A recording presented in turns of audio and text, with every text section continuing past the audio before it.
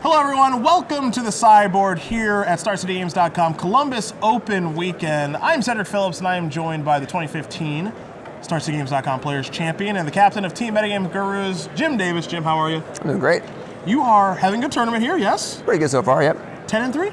11-3? 11-3. I'm X-3. I never track rounds. Yeah, I never. 11-3 with a round to go. I track them for the players to watch. I guess you have to, right? It's kind of my job. Yeah, that's fair. I got to make sure I get this right or it'd be embarrassing. If you win next round, you likely make top 8.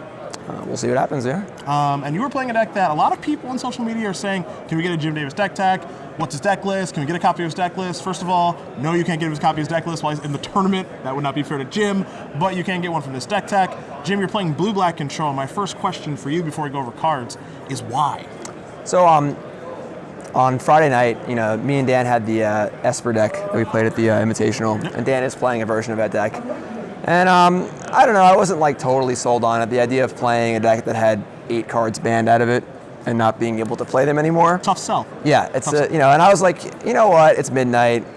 Do a lot of team stuff. Didn't test that much. I'm just gonna build a control deck. Okay. I just love me a control deck. I mean, obviously with the combo being prevalent, counterspells seem very good against it. Yep. Like, I don't think the Jeskai control Saheeli hybrid deck is that good. I think it's kind of just like adding a bunch of non-control cards to a control deck. Okay. And I feel like a deck like this with so many counterspells would just take it apart.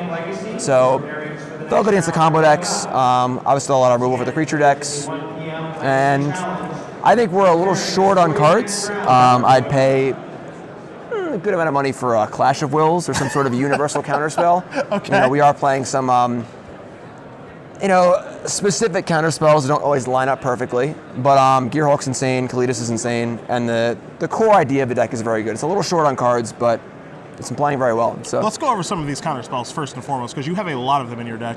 Yes. Horribly Awry, Void, Shatter, and Disallow. Disallow being the newest of the 3. Talk to me about how those 3 have performed before we get to the big 5-mana one here in a minute. Disallow is great. Okay. I may have 5-for-1 my opponent with Disallow yesterday. I'm trying to think of how that's possible. And so give the audience, a second, mull over it. Okay. Westvale Abbey. Sacrifice 5 creatures. Here. I also had a Kalidas in play, so I got 2 zombies and stifled it, wiped their board, and we won that one. Yeah, I would hope so. Took it down. I would hope so. I would hope that you won that one. How's Horribly Awry been? It's a counterspell that we haven't seen a ton of. Obviously, it's situational, but has it been okay? Yeah, I mean, it's a good answer to a Scrounger. Okay. Because it exiles it, of course. Again, you run into spots where they cast the Planeswalker on 3, and you have Horribly Awry, but for the most part, it's a good 2-mana counterspell. Remove Soul or Essence Scatter would be a lot better, but you just need things to do on turn 2. Okay. And when it works very, very well. What about on turn 5, when we're making 3 clues and countering their spell? Now, Confirmed Suspicions is not a card you can play a lot of copies of, but we've watched you a couple times on camera this weekend. When you do cast it and it resolves and everything goes right, it's pretty darn good. Yeah, I kind of wish I had 2. Okay. I think that one of the issues I'm having with this deck is that when you don't draw a Glimmer of Genius, you're just a little lacking in the card draw department, where you trade off 1-for-1 a bit, and you just kind of draw a land or 2, and then you're just in trouble. Yep. So having the extra card draw as a counterspell as well is pretty interesting. It is very expensive, but it's a great card off Gearhulk. Okay, makes sense. Yeah, it's just a very, very powerful effect off of Gearhulk. When you're happy just casting Void Shatter off of it, now you're getting clues also, which is great. Okay. So it's a good long game card, and it's pretty sweet. We'll talk about some rule spells here. You've got Murder and Ruinous Path, kind of a split between those because you have to. And then you've got Fatal Push, which is kind of a catch-all. How have those performed? Most notably Fatal Push, which is, again, the newest of the 3. So the pushes, there's actually almost 0 ways to trigger Revolt in our deck. Okay. You can't play Evolving Wilds because the dual lands are so important. Okay. Because you need black on 2 for Grasp and blue on 3 for the Dissolve effects. Okay. So no way to trigger Revolt, but it's basically just like a shock in a sense, where kills 1 drops, kills 2 drops. There are times where it's a little dead, but it's no more dead than Disfigure or something like that would be. And those cards are just necessary for the deck to operate in the early game. So it's fine, not great, but fine. Against the aggro decks, it's very, very good though. It's just Lightning Bolt essentially. And then Murder's fine. Path is necessary. There are a lot of Planeswalkers. Sorcery Speed is pretty unfortunate, but need the answer there. And then Grasp, of course, is great. So kind of the backbone of this deck, in a general sense, if you're playing a blue-based control deck in this format, it's Torrential Gearhulk and Glimmer of Genius. Absolutely. And I imagine those have performed as well as advertised. They're still very good. Oh, for sure. The games you draw Gearhulk and Glimmer are just, you feel like you're playing a really powerful control deck. Like Sphinx's Revelation style. End Step Gear Hulk, draw 2 cards, they're going to be good. You know, you can break up combat, End Step Threat, just fantastic. But with the removal of Copter and Reflector Mage and Emrakul, it's kind of changed how late game decks like this can play. So you can afford to play a card like Jason Raveler of Secrets now where maybe you couldn't before, and I imagine that's performed pretty well for you. Yeah, when Emrakul is away, Gear Hulk will come to play. Yes. Because before, Emrakul's late game was just unbeatable, and once you take that super late game element away, the other late game effects can come into play, and Gear Hulk's one of the best ones. Yeah, so we've seen Jace a couple times this weekend on camera, you and a couple other players, and it's been pretty impressive of just kind of solidifying a game where before it was kind of nonsense with Emrakul and Traverse kind of laying around the format. Yeah, and Copters to attack it and so on and so forth. Absolutely. But take a look at the sideboard here now. I've pulled out 4 cards I want to highlight. Kalidas is one. Yes. You have one of your main deck, a couple in your sideboard here this weekend. To kind of go transformational is a little strong, but I imagine some players didn't see this coming. Yeah, I mean, Kalidas, it's possible it should be more in the main deck. The card's very, very good with Mage Gun. Okay. So it's not just getting bounced. Doesn't die to Shock or Harness Lightning. So, like, it's pretty resilient when it wasn't really before. And it plays extremely well with the 1-mana removal spells. So we have post-board against aggro. I've beaten Marty Vehicles like 5 times in this tournament.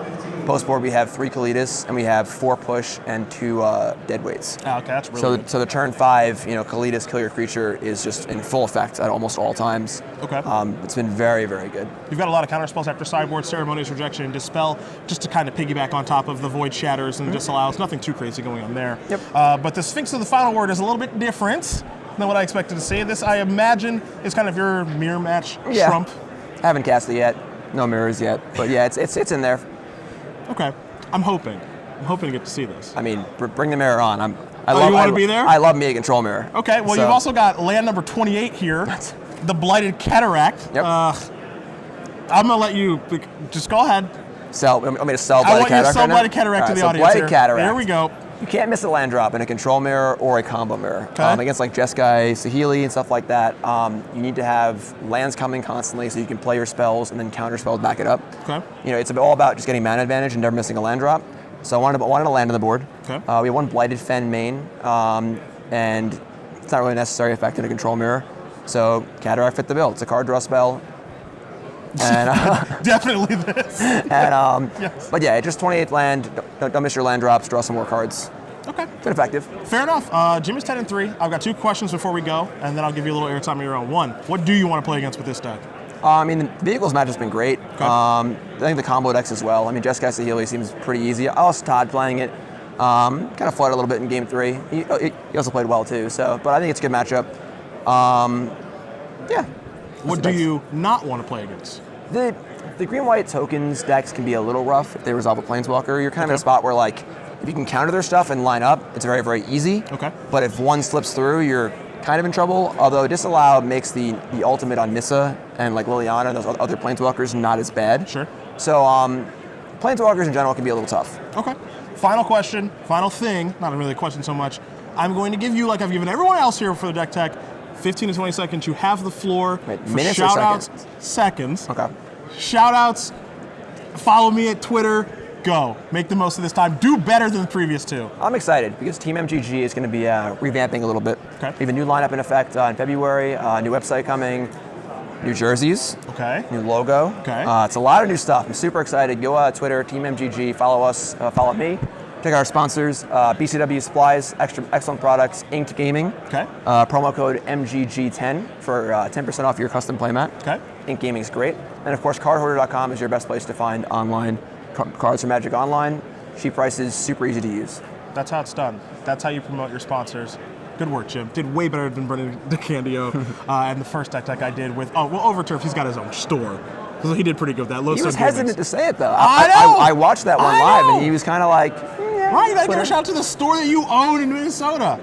Jim's gotta get ready to play round number 15. I gotta get ready to cover it. So, for Jim Davis here in the sideboard, I am Cedric Phillips. Stay tuned for more action here from Columbus Open Weekend.